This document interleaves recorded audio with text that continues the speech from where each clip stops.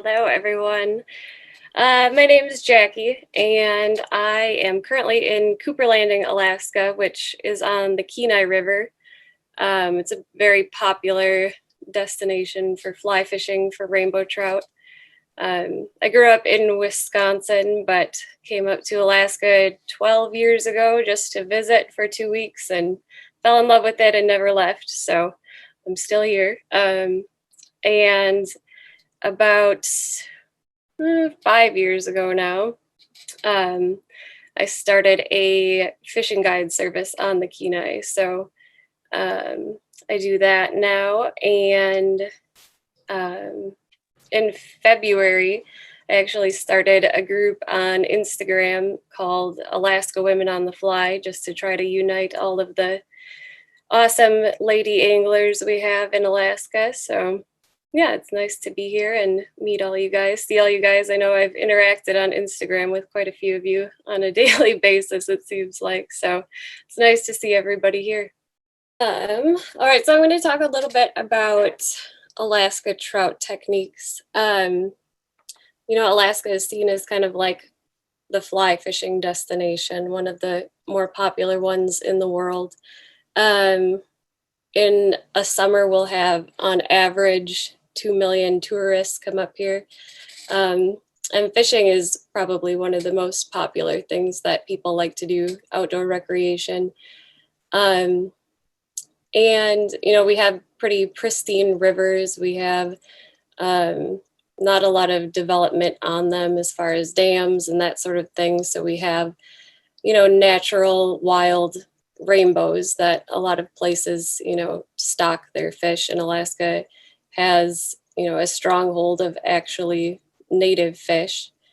Um, and the trout here, because of the cold water and the amount of food that is available to them, the trout in Alaska actually grow slower and live longer than trout like in the lower 48. One interesting thing that I read recently was that most trout in North America will only live to be about 6 or 7 years old, but trout in Alaska can live to 10 years. In the Kvichak River, they estimate a lot of the trout there to be 14 years old. So that's almost twice as long and twice as much time to grow big as the trout in the lower 48. So, it's a fly fishing destination, but I think a lot of people are intimidated or think they have to do something different than what they're used to when they come to Alaska. And I like to tell people when they call to book trips that, you don't need to cast like Brad Pitt and a river runs through it to be able to catch fish. And a lot of the techniques that we use up here are the same as other places. And I've, done the opposite where, I learned certain techniques in Alaska and then, I was down on the White River in Arkansas and nobody was like swinging two-handed rods, but I decided to give that a try and had a lot of success with it. So it's not, it's fun to experiment and try different things. But what I wanted to talk about specifically today was just different techniques that we use here in Alaska and how you can apply that to maybe where you live, or if you're planning to come to Alaska, you can try some of these. So, like anywhere, you want to be able to match the hatch. Well, what does that mean in Alaska? So you need to know, what's going on as far as like bugs and when they're, starting to come out, and primarily within rivers that have salmon. You need to know where the salmon are in their life cycle, because rainbow trout in the wild will feed on the salmon as eggs, as alevin, as fry, as smelt. And then later, after the salmon have spawned and start to decompose, the trout will actually eat the flesh that is coming off the dying salmon. But in addition to that, they'll eat, all sorts of bugs, sculpins, leeches, we have freshwater eels, freshwater shrimp, and then they'll even eat mice and small rodents that are unlucky enough to fall into the rivers. So there's a lot of food available to them constantly, and they don't have to work very hard to eat. So you're not, digging in your fly box trying to find, a size 16 whatever, because that's what the trout are only hitting that day. They aren't as picky as trout are in other areas because of that. And then sometimes imitating those different techniques will require you to rig your rod up differently. So that's what we're going to go into here. This is just kind of a general guidance. Obviously, people have their own preference of, how they do things, but it's a good, it'll give you a good idea of fishing up here. So dry fly fishing, I think it's funny, like one of the first things that somebody told me when I came to Alaska was that, a lot of people don't dry fly fish here, which I was like, well, why not? So in a lot of, smaller creeks, and there's, a lot of clear water that you can see fish. But then even in big rivers like the Kenai, you'll see trout hitting the surface in the eddies and riffles, and that's a good indication that a dry fly, you'll have some success with it.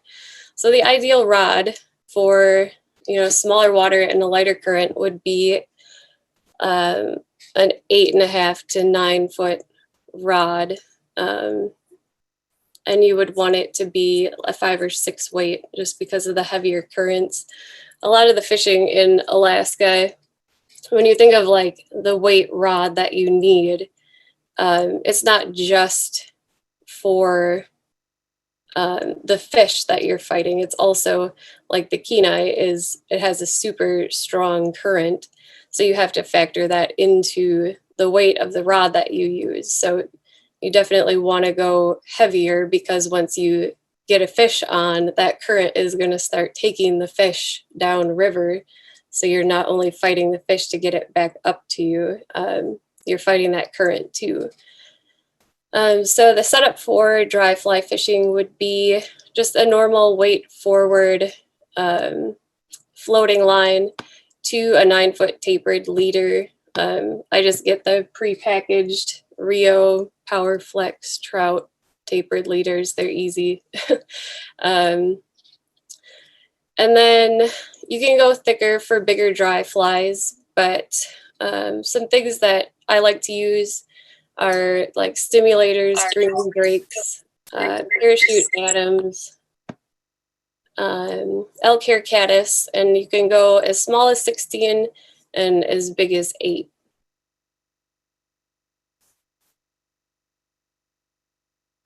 So for the method of dry fly fishing, I think dry fly fishing is kind of one of the most popular techniques that a lot of people know and think of when they think of fly fishing. Like I said before, this is ideal for like smaller streams or the eddies of bigger rivers, or the riffles during warmer weather. And it can be a great like in between sort of technique to use if the salmon haven't started to spawn yet, and like the smaller salmon have gone out to the ocean and they're out of the rivers. Dry fly fishing can be great, especially if it's warmer. And then, like I said, seeing them hit the surface is a pretty good indication that it'll work if you put it on. So that's what the setup looks like for a dry fly rig. You just have your regular floating fly line for your connection, a loop to loop, which is kind of what I use on most of my rigs. Is easy. And then your tapered leader there, anywhere from 7.5 feet to 15 feet. And then tie that to your dry fly.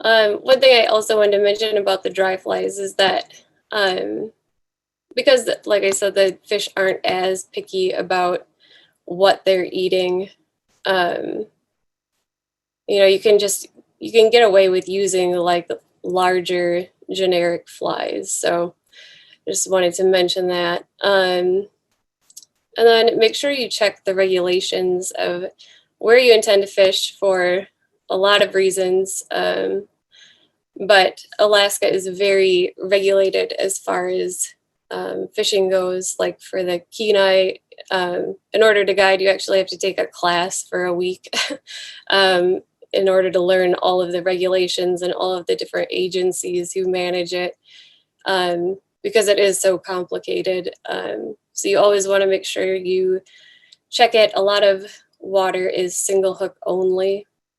So if you use like a hopper dropper setup, that would actually be illegal because you're only allowed one fly.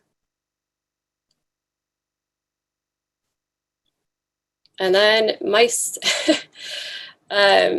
So you might have heard of mousing, and it's becoming a pretty popular way to catch fish. The ideal setup for that would be a 9-foot 5 or 6 weight. Again, it would be a regular floating line to a heavier tapered leader than a regular dry fly setup. You want to be able to turn over the mouse pattern. And then some popular mouse patterns are a Moorish mouse or the mouse rat. So the trout in Alaska are well known for being carnivorous. They'll eat mice, voles, shrews. You know, when they like catch some of them for research, they'll cut open their stomachs and find a couple mice in there, which is just crazy to me to think of a trout actually eating a mouse. But you want to think of it as you're casting like a giant dry fly. So it's basically a piece of foam, and yeah, so it'll float on top of the water like a dry fly. And then you can skate it, swing it across, or skitter it. You know, if you take the end of your rod tip and kind of go like this to make it look like it's struggling like a mouse would if it had fallen in the water. And the rainbows will hit them pretty violently, but it's definitely a very fun way to catch them. Someone caught a trout with a baby duck in his mouth. That's crazy. Yeah, so this is the setup for a mouse. And you would just have the floating fly line to a mono leader about 3 to 5 feet, and then your mouse pattern there. But yeah, it's definitely becoming a very popular method, and it's a lot of fun. So there's a rainbow with a mouse. All right, and then beads. So beads, and then also we're going to talk about dead drifting flesh flies in this section too, because it's a very similar method for both. So it's ideal for the ideal rod for smaller water would be like a 10-foot 4 to 6 weight. For bigger rivers and heavier current, you would want the 10-foot rod, but in a 6 to 8 weight. For line setup, you know, fly lines like the Rio Extreme Indicator or the Scientific Angler's Anadro Indicator. They help you turn over the weight, but it's also painted like orange on the last part of it. So it's kind of like an added visual to see when something hits your fly. And you have to turn over, you know, sometimes quite a bit of weight to get those down. Kind of like Jen had touched on with nymphing, you're going to use split shot with this. So you're going to want a line that can cast that, or at least, you know, get it out there. And then taper leaders work, but custom fluorocarbon leaders will tend to get down faster, which Jen also touched on. So beads, like you guys saw in that second to first picture of the trout with its mouth full of eggs, it's the trout will, sit right behind the salmon as they start to spawn and just engorge themselves on their eggs. So a lot of times you'll catch trout and they'll just be stuffed and their stomachs are like round. They look like little footballs.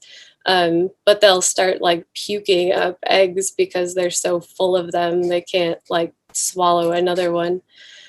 So for the beads, they're not really flies, but they come in different millimeter sizes. So there's 6, 8, 10, and 12 are the more popular ones. And then they come in probably 50 to 100 different colors, but they're meant to match different stages from like the fresh egg that just came out of a salmon to like a dead egg that has been sitting in the water for a while and has lost some of its color.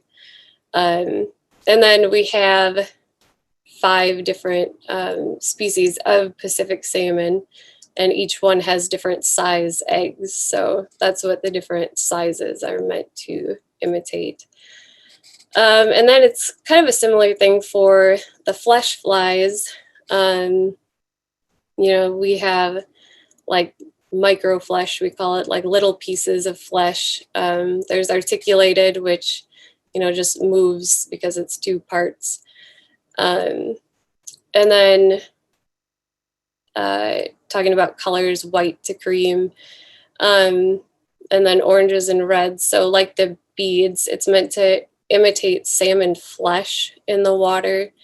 Like a lot of times if you're fishing at like the Russian River, people are catching sockeye and cleaning them right there in the water, and the trout are coming and getting, the fresh flesh from the salmon that were just caught. So it'll be like a bright orange or red. And if you throw a fly that is that color, then the trout think it's part of that salmon. And then later in the fall, when they start to decompose and fall apart, you're going to have, more of like a lighter tan white color as the flesh has been in the water longer. So beads are extremely effective. A lot of people, don't like beads. A lot of people love beads, so take your pick, but you can't deny how effective they are, especially once the salmon are spawning. There's hundreds of thousands of salmon all spawning at once, so the river is just full of eggs, and the trout are just in a feeding frenzy. And if you throw a bead in there that looks like one of them, then you're likely to catch quite a few fish. And then, like we talked about with the flesh flies, that's what that second part is talking about. And then we talked about what they're meant to look at. So to utilize this method, you'll run your leader to a tippet ring, like we were just talking about with the nymphs, a swivel or a blood knot. I prefer the knots. And from this connection, you would add another 18 inches of tippet, which we'll see an example of when we get to the graphic there. So depending on the current of the river, you're going to want anywhere from usually 1 to 3 split shot. If there's a slow current and it's, pretty shallow, you could probably get away with 1, but you'll just have to adjust accordingly. I've, fished some parts of the river when it's like the middle of summer and just cranking, and you need like 8 split shot on there, and you can't even cast it, and you just space yourself away from everyone in case you hit them with the weight. It's not very fun. So there you would have like your floating fly line, to your tapered leader, and then your strike indicator at the top up there. And so then you would run the leader about 9 to 10 feet down to your weight. I like to put that knot there where the X is. And then run another 12 to 18 inches of tippet from that you put the bead on. And then you can put you can either tie a nail knot underneath the bead to keep it from sliding, or you can peg it with, they're called trout pegs. They're little like plastic things that you shove in there that keep them from sliding, or toothpicks, like wooden toothpicks work well too.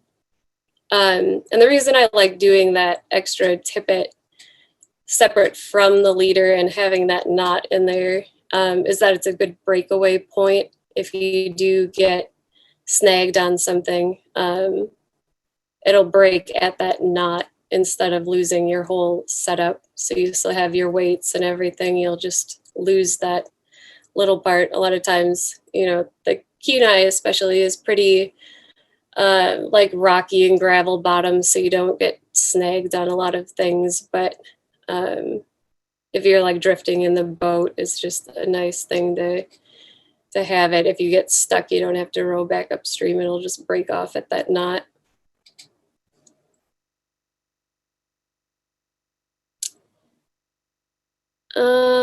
And then this is the flesh fly setup. So you have your floating line to your mono leader, and it's about 4 to 6 feet. And then again, in this sort of setup, you could also put an indicator in order to dead drift it.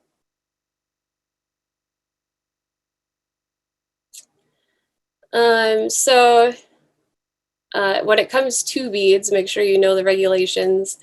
Like in Alaska, the beads have to be free sliding, or they cannot be fixed more than 2 inches from the hook.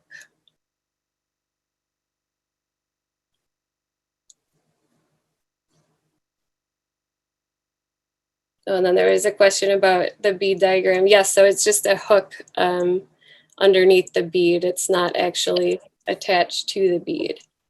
That means world domination. So then nymphs and bugs.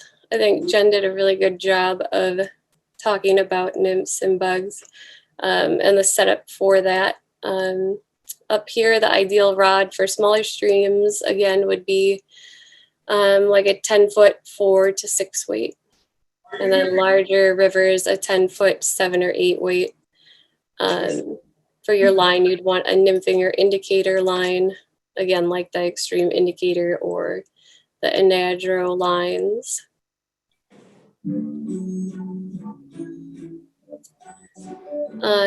And so as far as flies go, generics such as pheasant tails, hare's ears, prince nymphs, in sizes 8 to 14. You can also use jig nymphs, check nymphs, and any other popular patterns.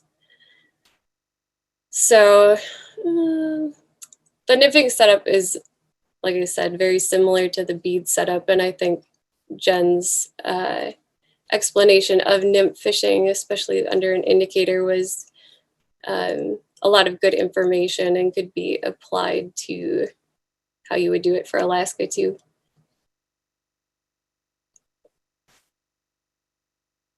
So here we have like what a double nymph rig would look like, with the floating fly line to an indicator, your leader, and then if you were doing like a hopper dropper style, it would be your point fly to tippet and then your dropper fly.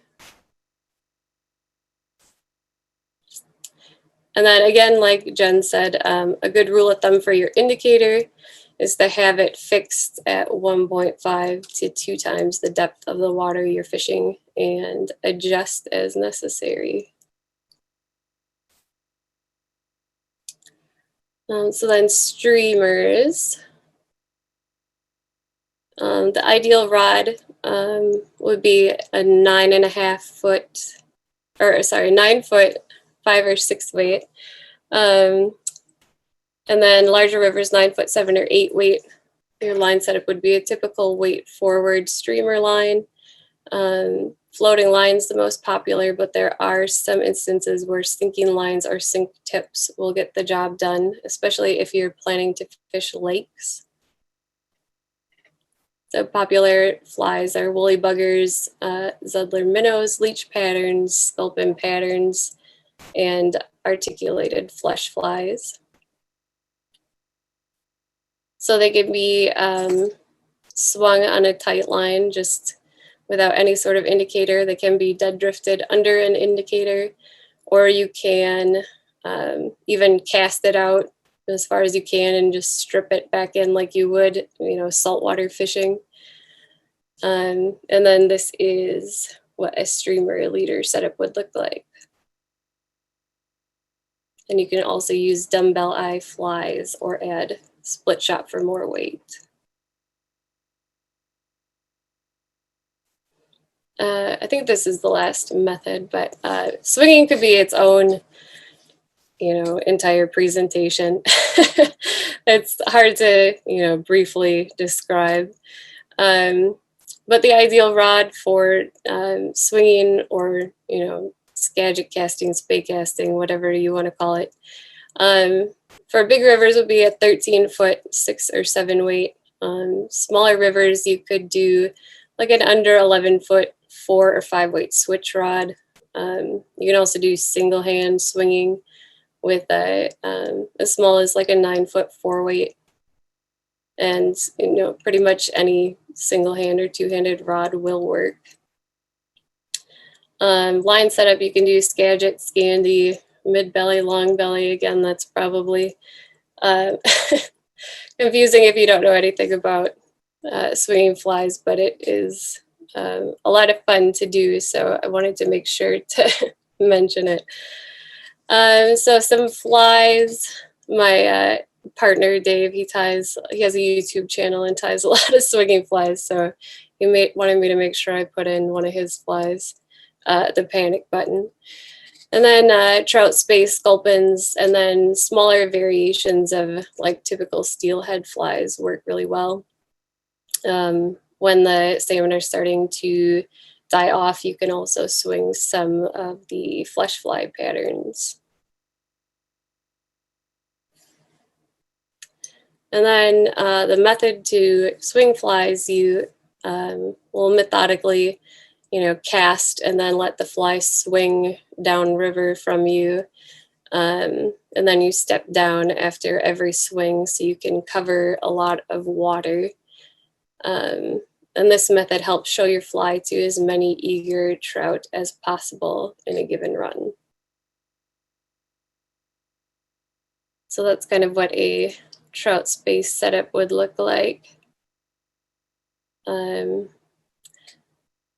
And then just wanted to touch on keepfishwet.org. I can't say enough good things about that organization. So in Alaska, everything, the trout are all catch and release. Like in the Kenai, you can only keep one trout under 16 inches, but nobody really keeps the trout. So with the catch and release fishery, you're sharing those fish with everybody else who fishes that river, and you want to make sure that you're handling your fish like you would want the person who caught that fish before you to handle it. A lot of fish look like they chewed on glass. Their mouths are all ripped up and they're missing eyes and mandibles and all sorts of things. So we just want to make sure that we're, taking care of the fish and making them the priority over pictures or, whatever else. But keepfishwet.org has a lot of good information on like the science behind a lot of like the why. So yeah, check that out if you haven't yet, because it's a great resource. And then enjoy the journey. Have fun with it. Awesome. We'll do a Q&A here shortly, but I just, again, wanted to personally say thank you from me personally, as well as the United Women on the Fly team and community, just to all three of you for just such a great presentation and your knowledge and your time and just being a part of this. It's, yeah, it's amazing. So thank you three so very, very much. Thank you, An and Jen and Jackie. You guys are amazing. And I can't, yeah, from myself personally and through the community of United Women on the Fly, thank you three for being, just sharing your knowledge and your time and just allowing us to hear all your awesome knowledge and education. And this, again, this recording will be posted in about a week. Tomorrow, there'll be a blog post for Tuesday tips on with all of Jen's information. You can go back to the blog. For those that don't know, United Women on the Fly does have a website. It's UWOTF.com, and we have all of our blogs on there. You can click on blog and click on education, and there's just a slew of information. So that's on there as well. And Jackie's, her Alaska stuff will be the last 2 weeks of June. So you'll be seeing a lot of that with the blog post. And then On's has already been posted, but please feel free to just go back and look at her blog as well, or look at social media. And if you look at the hashtag UWOTF education, you can follow that hashtag and look it up. All of our educational posts are tagged with that. So it's a great way to kind of find all of that information. So again, thank you guys so much. And thank you to everyone who joined and the community, and y'all rock. So thank